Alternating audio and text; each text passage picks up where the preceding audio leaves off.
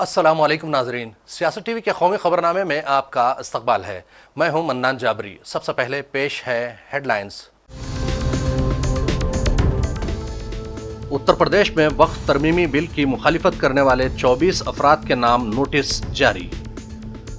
2-2 लाख रुपये बॉन्ड भरने की हिदायत, सख्त कार्रवाई का इंतबाह।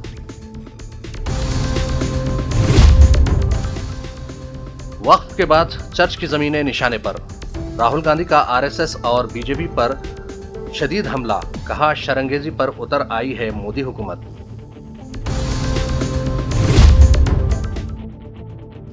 लगता है ये लोग असली नवाब हैं। वक्फ तरमीमी बिल पर हुकूमत के रवैये पर संजय रावत का रिमार्क, दीगर कायदीन ने भी जाहिर की तशवीश।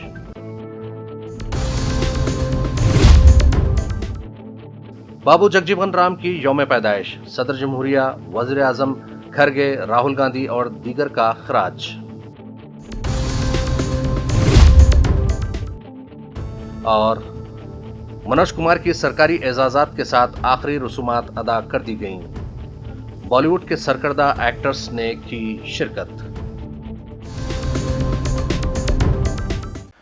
हेडलाइंस के बाद अब बढ़ते हैं खबरों की तफसील की जानिब। रमज़ानुल मुबारक के आखिरी जुमा यानी 28 मार्च को पूरे मुल्क की मुख्तलिफ मसाजिद में जब मुस्लिम तबका नमाज जुमा के लिए पहुंचा तो बेशतर ने अपने बाजू पर सियाह पट्टी बांधी हुई थी। ये सियाह पट्टी दरअसल वक्फ तरमीमी बिल के खिलाफ खामोश एहतजाजी मुजाहरा था। मुसलमानों ने यह खामोश एहतजाजी मुजाहरा उत्तर प्रदेश में भी किया, लेकिन इसके लिए मुजफ्फरनगर के कुछ अफराद को नोटिस भेज दी गई। मीडिया रिपोर्ट्स के मुताबिक मुजफ्फरनगर जिले में सियाह पट्टी पहनकर एहतजाजी मुजाहरा करने वाले 24 अफराद के खिलाफ नोटिस जारी कर दी गई। इस नोटिस से मुताल्लिक अफसरान का कहना है कि जिन्हें नोटिस भेजा गया है वो सभी वक्फ तरमीमी बिल के खिलाफ एहतजाज कर रहे थे। उन पर कार्रवाई करते हुए 2-2 लाख रुपये का बॉन्ड भरने की हिदायत दी गई है। सिटी एसपी सत्या नारायण प्रजापत ने मीडिया से बातचीत में कहा कि इस मामले में 24 लोगों के खिलाफ नोटिस भेजी गई है। पुलिस ने सीसीटीवी फुटेज की बुनियाद पर मजीद अफराद की शिनाख्त की है जो एहतजाज के लिए मौके पर मौजूद थे। वक्फ तरमीमी बिल 2024 की पार्लियामेंट से मंजूरी के बाद भी इस पर सियासी और समाजी सतह पर बहस जारी है। अब कांग्रेस लीडर राहुल गांधी ने एक बार फिर हुकूमत और आरएसएस को शदीद तनकीद का निशाना बनाया। उन्होंने सोशल मीडिया प्लेटफॉर्म एक्स साबिका नाम ट्विटर पर एक रिपोर्ट शेयर करते हुए दावा किया कि वक्फ के बाद अब आरएसएस की तवज्जो चर्च की ज़मीनों पर मरकूज हो गई है। राहुल गांधी ने अपनी पोस्ट में लिखा, मैंने कहा था कि वक्फ बिल इस वक्त मुसलमानों को निशाना बनाता है, लेकिन मुस्तकबिल में ये दूसरे अक़लियती तबक़ात पर भी हमले की बुनियाद बन सकता है। वक्फ के बाद आरएसएस का चर्च की तरफ रुख करने में ज़्यादा वक्त नहीं लगेगा। सिर्फ आइन ही एक ऐसी ढाल है जो हमारे अवाम को ऐसे हमलों से बचाता है और इसकी हिफाजत हमारा इज्तिमाई फरीज़ा है। वक्फ तरमीमी बिल के मामले में हुकूमत के रवैये पर शिवसेना लीडर संजय रावत और दीगर लीडर्स ने तशवीश जाहिर की है। संजय रावत ने मोदी और अमित शाह को कड़ी तनकीद का निशाना बनाते हुए कहा कि ऐसा लगता है कि ये लोग असली नवाब हैं और इनका आइन, कानून और जमहूरियत से कोई लेना देना नहीं है। वो एक डरपोक ग्रुप है, डरपोक। उनको डरा धमकाकर पार्टी छोड़ने के लिए मजबूर किया था। वो आज भी वो डरे हुए, आज भी डरे हुए हैं। आप उनकी बॉडी लैंग्वेज देखो, क्या होगा क्या नहीं होगा, ऐसे डरे डरे हुए घूमते हैं। हम ओरिजिनल शिवसेना, बाला साहब ठाकरे जी की शिवसेना के सदस्य हैं। हमारे पर कोई दबाव नहीं डाल सकता। जब ये लोग पार्टी छोड़कर जा रहे थे तब भी दबाव था ना, तब भी दबाव था हमारे ऊपर। जो आज जो हमारे सांसद है या एमएलए आज जो है उनके ऊपर दबाव था, तब हम दबाव में नहीं झुके, तब हम डट कर खड़े रहे। तो आप कौन हमारे पे दबाव डालेगा? किसकी हिम्मत है? हमने एक निर्णय लिया जो in the interest of nation, राष्ट्रीय एकता, और हमने जो वोट किया है बिल के खिलाफ, मैं मानता हूं ये जो बिल है उससे हिंदुत्व का कोई संबंध नहीं है। ये लोग लगा रहे हैं, उसमें क्या संबंध है हिंदुत्व का? मुझे बताइए। ये पूरा बिल है भ्रष्टाचार को लीगल फ्रेमवर्क में बिठाने के लिए बिल लाया है। जो 2 लाख करोड़ की जमीनें हैं ना वक्फ की, वो ये सरकार को या सरकार के जो लाडले उद्योगपति व्यापारी है उनको गमन खाना है। तो हम भ्रष्टाचार के खिलाफ वोट किया है और हम ये जो ढोंग है बीजेपी का उसके खिलाफ वोट किया है। कोई दबाव नहीं है। ये निर्णय जो है उद्धव ठाकरे साहब ने, हमारे यहाँ पार्टी का आदेश माना जाता है, हमारे यहाँ मोदी जी का आदेश नहीं माना जाता या अमित शाह का आदेश नहीं माना जाता। आखिरी मिनट तक बीजेपी के बड़े नेता हमारे नेताओं के संपर्क में थे कि बिल को समर्थन करें। बड़े नेता दिल्ली से, महाराष्ट्र से। नहीं तो जरूरत क्या थी देवेंद्र फडणवीस जी को ट्वीट करने की। राज्यसभा में या लोकसभा में भारी बहुमत से बिल पारित नहीं हुआ है। 300 पार नहीं किया है। आपको मालूम है 300 पार नहीं किया है। आप चेक कर लीजिए 273 का बहुमत है और कितने वोट मिले हैं। हमारे कुछ मेंबर्स जो बीमार है, कुछ बाहर रहे, अगर वो होते तो और हमारा आंकड़ा बढ़ जाता। राज्यसभा में भी यही हो गया। राज्यसभा में भी नरेंद्र मोदी जी ने, प्रधानमंत्री जी ने आखिरी मिनट में ओडिशा के नेता नवीन पटनायक के ऊपर बहुत दबाव डाला। बाद में वो 7 लोग पलटी मार गए। नहीं तो उनका निर्णय पक्का था, वो बिल को विरोध करने वाले ही थे। लेकिन फिर आपके पास इतना बहुमत है, आपके पास इतना आंकड़ा है, तो ये आखिरी मिनट तक ये क्या चल रहा था खेल? ये खेल हमारे ऊपर करने की कोशिश की। सदर अमेरिका डोनाल्ड ट्रंप की तरफ से टैरिफ लगाने पर गहरी तशवीश का इजहार करते हुए कांग्रेस ने कहा कि यूरोपीय यूनियन, बरतानिया, मगरबी एशिया, चीन, जापान, लातीनी अमेरिकी ममालिक और अफ्रीकी यूनियन के साथ आज़ाद तिजारती मुआहदे यानी FTA पर नज़रसानी और इस मामले पर अमेरिका के साथ बातचीत जारी रखने और उसके लिए एक टास्क फोर्स तश्कील दी जानी चाहिए जिसमें तमाम शोबाजात के माहिरीन को शामिल किया जाए। कांग्रेस के सीनियर लीडर आनंद शर्मा ने हफ्ते को यहां पार्टी हेडक्वार्टर्स में एक प्रेस कॉन्फ्रेंस में कहा कि 2 दिन पहले अमेरिका ने 2 तरफा टैरिफ का ऐलान किया जिससे पूरी दुनिया की तिजारत को नुकसान पहुंचा है और इस फैसले से 7 दहाई पुराना बैनुल-अक़वामी निज़ाम एक झटके में चौपट हो गया। कई दहों से दुनिया में सरमायाकारी के लिए इत्तेफाक राय हुआ और टैरिफ और तिजारत पर आम रजामंदी के बाद वर्ल्ड ट्रेड ऑर्गेनाइजेशन का क़याम अमल में आया था। इस निज़ाम के बाद पहली बार किसी बड़े मुल्क ने 2 तरफा टैरिफ की इस्तिलाह इस्तेमाल की है जो कि इंतहाई अफसोसनाक है।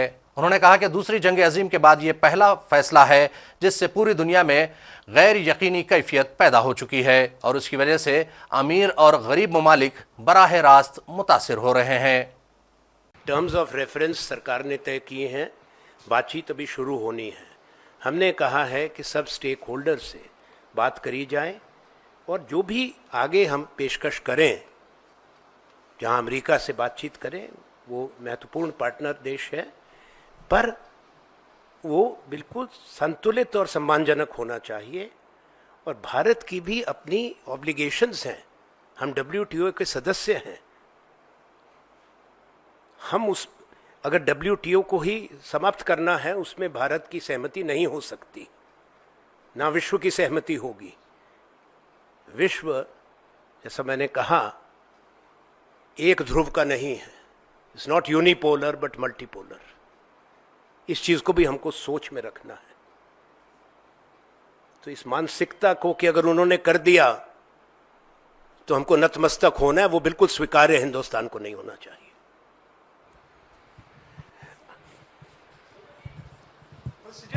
ट्रंप का मंशा क्या है? क्या वो अपने इलेक्शन एजेंडा की पूर्ति कर रहे हैं और भारत सरकार की खामोशी ये नहीं दिखा रही है कि भारत सरकार उसके साथ है? नहीं, मैं ये नहीं कहूँगा, ये बड़ी गंभीर बात होगी। हाँ, विश्व की व्यवस्था को तहस नहस करना राष्ट्रपति ट्रंप ने ये इच्छा व्यक्त की है, स्पष्ट की है। देखिए, जैसा मैंने कहा, जो भी अंतर्राष्ट्रीय समझौते और बहुपक्षीय समझौते हैं, जो संस्थाएं आप उससे बाहर निकल आओ, सबसे बड़ा जो इकोनॉमी है, हालांकि व्यापार के क्षेत्र में अमेरिका सबसे बड़ा देश नहीं है, ना ही निर्माण के मैन्युफैक्चरिंग के क्षेत्र में, जीडीपी उनकी सबसे बड़ी है। विश्व की जीडीपी 160 ट्रिलियन डॉलर है, अमेरिका की 28 ट्रिलियन डॉलर है, यूरोप की 24 ट्रिलियन डॉलर होगी, चीन की 18 ट्रिलियन डॉलर है, भारत की 4 ट्रिलियन। तो विश्व बड़ा है। अमेरिका को निकाल कर भी लगभग 80 ट्रिलियन डॉलर की इकोनॉमी है और पूरा अमेरिका उसमें नहीं है। बाकी अमेरिका के लोग आखिर में इस बात पे सोचेंगे, क्योंकि 2 दिन से तो उनके बाजार टूटे हैं, और जिस कंपनियों का जिनके मालिक का आपने नाम लिया अभी, उनको भी अच्छी चोट लगी है। जहां तक आ रहा है, एप्पल को भी चोट पड़ी है, निरंतर पड़ रही है। सदर श्रीलंका अनुरा कुमारा दसानायके ने आज वज़ीर आज़म नरेंद्र मोदी को मुल्क के आला तरीन एजाज श्रीलंका मित्र विभूषण से नवाजा, जो दोनों ममालिक के दरमियान गहरी और पायदार दोस्ती की अलामत है। सदर दसानायके ने हफ्ते को कोलंबो में सदर के दफ्तर में मुनक्किदा एक मुश्तरका प्रेस कॉन्फ्रेंस के दौरान ये बावकार अवार्ड दिया। यह आला तरीन एजाज़ दो तरफ़ा ताल्लुक़ात को मजबूत बनाने और दोनों ममालिक के दरमियान खैर सगाली को फ़रोग़ देने में वज़ीर आज़म नरेंद्र मोदी के अहम ताउन के एतराफ़ में दिया गया है। श्रीलंका मित्र विभूषण श्रीलंका का एक एजाज़ है जो उन सरबराहान ममलिकत और सरबराहान हुकूमत को श्रीलंका के अवाम के साथ उनकी दोस्ती और यकजहती के एतराफ़ में दिया जाता है, जिनके साथ श्रीलंका के दोस्ताना ताल्लुक़ात हैं। उधर पार्लियामेंट में मंजूर होने वाले वक्फ तरमीमी बिल पर बातचीत करते हुए उत्तर प्रदेश के चीफ मिनिस्टर योगी आदित्यनाथ ने कहा कि अब कोई भी वक्फ बोर्ड के नाम पर जमीनों पर डाका नहीं डाल सकता और पब्लिक प्रॉपर्टी और रेवेन्यू की जमीनों का इस्तेमाल अब गरीबों के लिए स्कूल, कॉलेज, हॉस्पिटल या मकान बनाने के लिए किया जाएगा। उन्होंने इसके लिए वज़ीर आज़म नरेंद्र मोदी और मरकजी वज़ीर दाखिला अमित शाह का भी शुक्रिया अदा किया। परसों ही देश की संसद में वक्फ बोर्ड संशोधन अधिनियम पारित किया है। अब वक्फ बोर्ड के नाम पर जमीनों पर कोई डकैती नहीं डाल सकता है, लूट खसोट नहीं हो सकती है, चौराहे की जमीनों पर कोई कब्जा नहीं कर सकता है। अब सार्वजनिक संपत्ति जो भी होगी, जो राजस्व की भूमि होगी, उसका उपयोग विद्यालय बनाने में, चिकित्सालय बनाने में, कॉलेज बनाने में, मेडिकल कॉलेज बनाने में, ऐसे बैराज बनाने में, गरीबों के लिए आवास बनाने में ही उसका उपयोग होगा। किसी बोर्ड के नाम पर लूट खसोट हमेशा के लिए लगाम लगाने का काम किया है। वक्फ बोर्ड संशोधन अधिनियम पारित होने के कारण अब ये मनमानेपन पर लगाम लगेगी। मैं इसके लिए प्रधानमंत्री मोदी जी का, गृह मंत्री अमित शाह जी का हृदय से आभार व्यक्त करता हूं, क्योंकि उत्तर प्रदेश में भी लाखों एकड़ लैंड वक्फ बोर्ड के नाम पर नाजायज तरीके से कब्जा करने का काम हुआ था। इसमें किसी गरीब का कल्याण नहीं हो रहा था, चंद लोगों के लिए लूट का एक माध्यम बन गया था। इस लूट पर अब लगाम लगेगी, सख्ती से लगाम लगेगी, और उसी लगाम के क्रम में आज हम सब आपके बीच यहां पर आए हैं। बहनों और भाइयों, आपने अच्छा विधायक दिया, पैरवी हुई, आपने अच्छा सांसद दिया, कार्य आगे बढ़ा। कांग्रेस के सीनियर लीडर्स राहुल गांधी, मल्लिकार्जुन खड़गे और दीगर ने हफ्ते के रोज बाबू जगजीवन राम के यौम पैदाइश के मौके पर उनकी आखिरी आरामगाह पर जाकर खराज अकीदत पेश किया। वाज़ेह रहे कि बाबू जगजीवन राम के यौम पैदाइश 5 अप्रैल को समता दिवस के तौर पर मनाया जाता है, जो न सिर्फ उनके नज़रियात और जिद्दोजहद को याद करने का दिन है, बल्कि समाजी इंसाफ और बराबरी के प्याम को फ़रोग़ देने का भी मौका है। राहुल गांधी, जो इस वक्त लोकसभा में अपोजिशन के लीडर हैं, ने सोशल मीडिया प्लेटफॉर्म एक्स पर एक पैगाम जारी किया, जिसमें उन्होंने बाबू जगजीवन राम को उनकी जयंती पर खराज अकीदत पेश करते हुए लिखा, बाबू जगजीवन राम जी ने अपनी पूरी ज़िंदगी महरूम, मजलूम और दलित तबक़ात के हुकूक़ के लिए वक्फ कर दी थी। उन्होंने उन तबक़ों को बाइख्तियार बनाकर हिंदुस्तानी जमहूरियत और आइनी इक़दार को तक़वियत दी। उनके ख़यालात और जिद्दोजहद हमेशा हमें तहरीक देते रहेंगे। इस मौके पर कांग्रेस सदर मल्लिकार्जुन खड़गे ने भी एक्स पर बाबू जगजीवन राम को याद करते हुए लिखा, समाजी इंसाफ के अलमबरदार, अजीम मुजाहिद आज़ादी और साबिक़ नायब वज़ीर आज़म बाबू जगजीवन राम को उनकी जयंती पर दिल से खराज अकीदत पेश करता हूं। बॉलीवुड के लेजेंडरी अदाकार मनोज कुमार उर्फ भारत कुमार की आखिरी रस्मात हफ्ते के रोज 5 अप्रैल को मुंबई के विले पार्ले शमशान घाट में अदा कर दी गई। उनके आखिरी दीदार के लिए फिल्म दुनिया की कई बड़ी शख्सियात मौजूद थी। अमिताभ बच्चन, उनके बेटे अभिषेक बच्चन, राज बब्बर, प्रेम चोपड़ा, रजा मुराद, सलीम खान, अरबाज खान, सायरा बानो और रंजीत समेत कई फनकारों ने आखिरी रस्मात में शिरकत की और उनको आखिरी सलाम पेश किया। मनोज कुमार का इंतकाल जुमा 4 अप्रैल को मुंबई के कोकिलाबेन धीरूभाई अंबानी हॉस्पिटल में हुआ। वो 87 बरस के थे और तवील अरसे से सेहत के मसाइल का सामना कर रहे थे। उनकी मौत पर फिल्म दुनिया, सियासी कायदीन और मद्दाहों की जानिब से गहरे रंज व गम का इजहार किया गया। वज़ीर-ए-आज़म नरेंद्र मोदी और अदाकार शाहरुख खान समेत कई अहम शख्सियात ने सोशल मीडिया पर मनोज कुमार को खराज अकीदत पेश किया। शुरू से ही मैं उनके साथ रहा, हर पिक्चर में हम थे। सबसे मकबूल जो कामयाब पिक्चर हुई थी वो शहीद बिगिनिंग में शहीद हुई थी। आज तक उसकी छाप छोटी, बहुत लोगों ने वही बनाने की कोशिश की लेकिन वो उस इंतहा तक नहीं पहुंच सके। वो पिक्चर रियल लोकेशन में शूटिंग की गई थी, जेल के अंदर 75%। और उसके बाद सब पिक्चरों में काम किया, सब पिक्चर उपकार, पूरा पश्चिम, क्रांति, ये बाकी सब फिल्मों में। आज पूरा देश सदमे में है क्योंकि इतने पेट्रियोटिक मूवीज़, इतने देशभक्ति की मूवीज़ इनके तरफ से की गई थी और सब में सीख थी, युवाओं के लिए, देश के हर नौजवानों के लिए सीख थी। और अब ऐसे में जाते जाते क्या आपको लगता है आने वाले समय में ऐसा कोई कलाकार आ सकता है जिनमें इनकी छवि हो या इनके जैसा कोई कलाकार, बड़ा कलाकार? क्या है कि उन दिनों में फिल्में जो बनती थी ना, जैसे डायरेक्टर मनोज कुमार थे या राज कपूर साहब थे, वो पैशन के साथ, पैशनेट जो था ना उनका, पैशन था उनका। और दूसरी चीज़ों में पैसा ज़्यादा खर्चते लेकिन जहाँ तक उनका सवाल है पिक्चर बनाने का, वो कभी कॉम्प्रोमाइज़ नहीं करते थे। करोड़ों रुपये खर्च भी हो जाए लेकिन शॉर्ट उनको जो चाहिए वही होना चाहिए। बहुत सी मिसालें हैं। एक शूटिंग के दौरान में, क्रांति के दौरान में, उसने अपने प्रोडक्शन वाले को बोला कि 500 आदमी लेके आना। उन दिनों में वो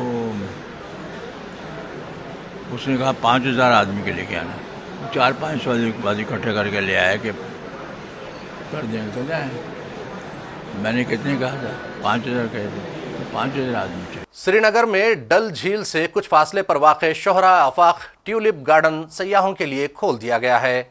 इस गार्डन में गुलोलाला के कोई 10 लाख से ज्यादा पौधे लगाए गए हैं। गुलोलाला के खिलते फूल सयाहों को मशहूर करने का बायस बन रहे हैं। इस गार्डन के नज़ारे के लिए दूर दूर से लोग श्रीनगर पहुंच रहे हैं। महकमे सयाहत को उम्मीद है कि अब की बार 25 लाख से जायद सयाह इस गार्डन को देखने के लिए श्रीनगर आएंगे। बचपन से ये ख्वाब था कि एक बार आऊंगी, so this is my planned visit. मुझे बहुत अच्छा लग रहा है क्योंकि कश्मीर है ही खूबसूरत, यहाँ की वादियाँ, लश ग्रीन माउंटेन, फॉरेस्ट, उसके ऊपर इस तरह का ट्यूलिप गार्डन होना एक अलग ही एटमॉस्फेयर में, एक मॉडरेट टेम्परेचर में, कितना एक टोटल अट्रैक्शन है, यूनिक एक्सपीरियंस है एक टूरिस्ट के लिए। बिकॉज ट्यूलिप देखने के लिए लोग बाहर जाते हैं एंड बहुत लोगों को शायद मालूम भी नहीं है कि श्रीनगर में इतनी सुंदर, इतनी खूबसूरत ट्यूलिप गार्डन है इन वादियों के बीच में। सो मुझे लगता है हर किसी को यहाँ पे आना चाहिए, साल में एक बार, पर लाइफ टाइम में तो एक बार ज़रूर आना चाहिए। मेरा ये पहला विजिट है कश्मीर एंड ट्यूलिप गार्डन में। बहुत अच्छा लग रहा है यहाँ पे आके। एंड बचपन में मैं पढ़ी थी इसके बारे में कि बहुत अच्छा है ये जहाँ पे जगह, मतलब जब बचपन में मैं थी तो तब वो मतलब ड्राइंग करती थी, अभी वो पूरा सामने देख रही हूँ, ये एक अलग एक्सपीरियंस है। It's stunning, the colours and the layout and the planning of it, it is fantastic, and also the scenery behind it just is amazing. It's an amazing part of the world, amazing part of the world. Maybe you visited some other parts of the world. Have you seen this type of beauty anywhere? We've never seen anything, I think, quite like this. We've been all over the world and, as you say, seen many wonderful places. But I've never seen so many flowers in one place blooming all at once. An amazing experience. Last year we witnessed about 4.65 lakh tourists who came here in a very short window of 25 to 30 days in which the garden is open for public. And till now it is the 9th day here. And for yesterday night, we received almost 2 lakh tourists, and current now it would have almost 2.3, 2.4 this day. This means that people are applauding this tulip garden and showing their love for the iconic. और आखिर में फिर एक मर्तबा नजर डालते हैं headlines पर। उत्तर प्रदेश में वक्फ तरमीमी बिल की मुखालिफत करने वाले 24 अफराद के नाम नोटिस जारी। 2-2 लाख रुपये बॉन्ड भरने की हिदायत, सख्त कार्रवाई का इंतबाह।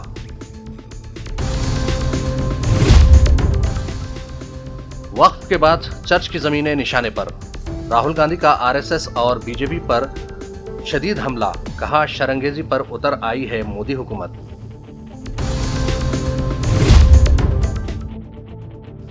लगता है ये लोग असली नवाब हैं। वक्फ तरमीमी बिल पर हुकूमत के रवैये पर संजय रावत का रिमार्क, दीगर कायदीन ने भी जाहिर की तशवीश।